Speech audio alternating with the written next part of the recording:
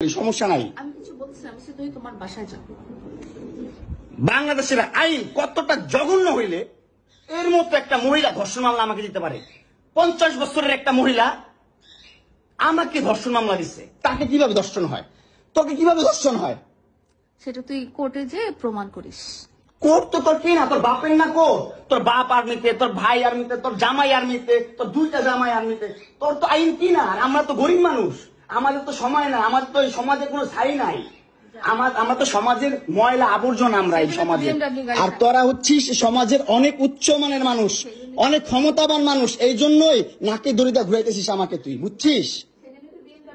হ্যাঁ, বিএমডব্লিউ নিয়ে যোগ্যতায় চালাই, তোর টাকা দিয়ে চালাই না, নিজের যোগ্যতা চালাই, কামাই করে চালাই। হ্যাঁ, বড়লোক হইতে পারবো না? কোথাও লেখা আছে গরিবরা বিএমডব্লিউ চাইতে পারবে না? গরিবরা বড়লোক হতে পারবে না? কোথাও লেখা আছে? হ্যাঁ, কোথাও লেখা আছে? না হলে ওই মেয়েদের বাসায় যাও, না হলে নরসিংদী যাও, যেখানে যাচ্ছিলে সেখানে যাও। তোমার কাপড় চোপড় নিবা? অবশ্যই নিবো। দাও, ব্যাক করে দাও।